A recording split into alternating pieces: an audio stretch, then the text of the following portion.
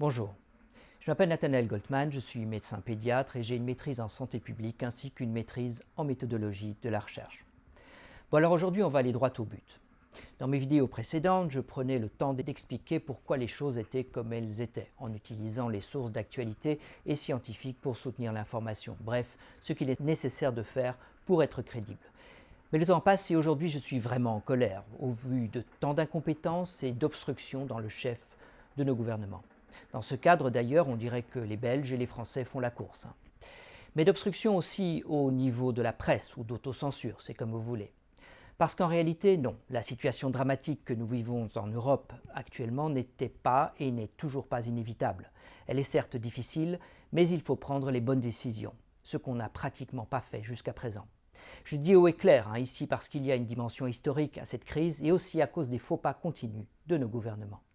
C'est en effet proprement insupportable de voir poser dans la presse des questions qui nous sous-entendent qu'on n'a pas encore de réponse à ces questions, comme par exemple l'utilité des masques portés par tout le monde, comme implémentation de la distanciation sociale, ou encore tester en masse pour savoir où se trouvent les malades et les isoler pour diminuer la transmission. En réalité, cela fait bien longtemps qu'on a la réponse à ces questions. Les masques, c'est utile pour diminuer la transmission, et pas seulement quand on est malade. Par ailleurs, tester en masse, c'est la méthode utilisée par la Corée pour contrôler une situation épidémique presque désespérée. Ils ont ainsi réussi à diminuer le nombre de nouveaux cas sur leur territoire. Ah oui, et puis non seulement la Corée après la Chine, mais aussi Taïwan, Singapour, Hong Kong, qui ont montré qu'en utilisant les vieilles mesures bien connues de contrôle d'une épidémie, on parvenait en effet à contrôler l'épidémie. Tracer les contacts, des cas, tester, isoler, suivre sans relâche. Et l'information, elle est là dans les bouquins depuis des lunes et sur Internet, relayée par de nombreux scientifiques de renom sur les réseaux sociaux depuis que cette épidémie de Covid a commencé. Alors pourquoi pose-t-on encore la question alors qu'on a déjà la réponse? Et pourquoi nos autorités de santé publique n'appliquent-elles pas ces mesures bien connues comme étant efficaces? Pour moi, il s'agit clairement d'une incompétence criminelle.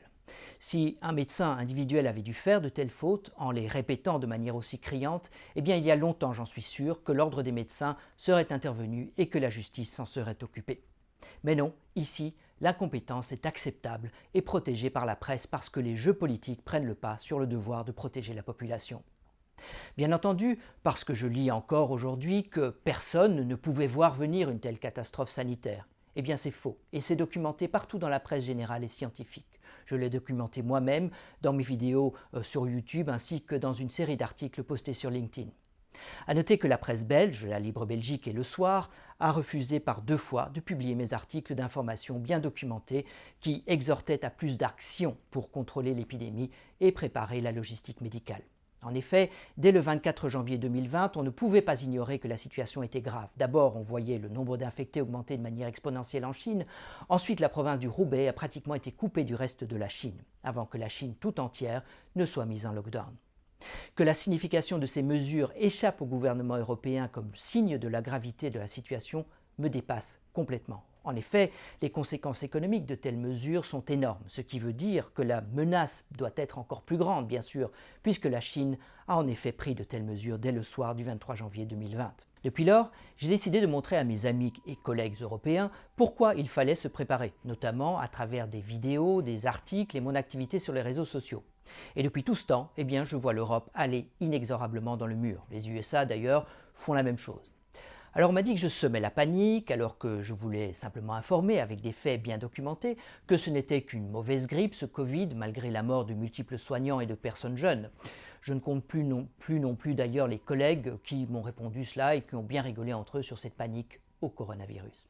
C'est évident, il faut être vraiment aveugle ou plutôt dans le déni pour ignorer pendant si longtemps la situation en Chine et puis en Italie. Et puis tout à coup c'est la panique et on décide de confiner la population qui bien évidemment se demande ce qu'on lui veut, elle qui croyait grâce à la presse et aux propos rassurants d'incompétents au gouvernement que tout allait bien jusque-là. Et puis c'est la population qu'on traite d'irresponsable parce qu'elle ne respecte pas le confinement. Allez comprendre. Gouverner, c'est prévoir et ils n'ont rien prévu. Ils ont minimisé et la presse a joué un rôle d'enfonçage dans cette histoire. Et bien entendu, maintenant, c'est vraiment la panique. Et avec ça, on prend toujours actuellement des demi-mesures. On ne teste toujours pas assez pour aider à contrôler l'épidémie. En réalité, si les experts en Belgique ne peuvent se mettre d'accord, eh bien c'est que nos experts sont incompétents pour gérer cette crise. Je le dis parce que j'ai la preuve dans leurs déclarations de leur manque de jugement criant. J'en ai parlé ailleurs. Non, on sait que ces mesures de confinement et de tests massifs fonctionnent et on n'a pas d'autre choix à ce stade en fait.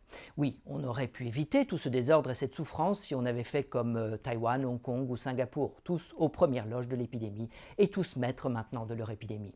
Tout comme la Chine, bien sûr, qui compte 1,4 milliard d'individus. Nous, on n'arrive pas à gérer 10 millions de gens, moins que la population de Pékin. Mais maintenant, on est dans une situation pire que celle de la Corée et on continue à se tirer dans le pied. Alors maintenant, évidemment, tout le travail revient aux médecins, puisqu'on a pratiquement raté le moment de la prévention, lorsque c'était essentiellement une problématique de santé publique. La semaine dernière, une amie pédiatre m'a demandé si elle devait fermer sa consultation parce qu'elle n'avait pas de protection de travail efficace contre le virus. Non mais vous imaginez, un autre ami pédiatre qui travaille aux soins intensifs voit ses stocks de masques diminuer et me demande si je ne peux pas l'aider, moi en Chine, à en trouver sur le marché chinois. Et donc depuis une semaine, j'essaie avec une bonne amie qui travaille en Belgique dans l'importation d'instruments de musique chinois en Belgique de trouver des masques adaptés. Pas les masques chirurgicaux commandés par on ne sait qui au gouvernement, des masques FFP2 qui protègent les soignants. Je le répète, les soignants meurent désormais partout en Europe et c'est un scandale sans nom parce que rien n'a été fait comme il le fallait par nos gouvernants. Bien sûr, nous sommes aussi de plus en plus nombreux à chercher des masques ici à Shanghai de notre côté. De nouveau parce que le gouvernement ne fait pas ce qu'il faut pour protéger ses soignants et sa population. C'est une initiative purement citoyenne de beaucoup d'entre nous pour nos médecins et pour nos familles. Nous devons travailler dans l'exportation de matériel spécialisé alors que ce n'est pas notre métier. C'est un contexte très difficile actuellement aussi bien sûr parce que la Chine a encore besoin de masques et que la vente est très contrôlée par le gouvernement. Heureusement, aujourd'hui, suivant la demande de la part de Belges ici à Shanghai, nous avons eu une réunion au consulat belge pour essayer d'organiser mieux l'achat de masques et de matériel médical pour nos compatriotes, afin d'obtenir les meilleurs prix et une garantie de qualité. J'ai bon espoir que cet effort soutenu par notre consulat aboutira. Vous l'aurez compris, au-delà de ma tristesse, je suis absolument scandalisé par ce qui se passe actuellement en Europe. Une situation que l'on pouvait éviter, mais où, depuis le début, des décisions prises sont contraires à ce que la science nous informe de faire. On a fini par confiner, c'est vrai, mais très tard et avec moins d'efficacité que ce qu'il faudrait. Il faut maintenant confiner encore plus et se focaliser sur les foyers infectieux sur tout le territoire. Pour cela, il faut tester massivement. C'est tout à fait possible, notamment en utilisant les communes. Il faut juste la volonté politique. Enfin, je fais ces vidéos parce qu'il y aura un après. Je sais que certains tenteront de refaire l'histoire pour couvrir leur incompétence et leur paresse.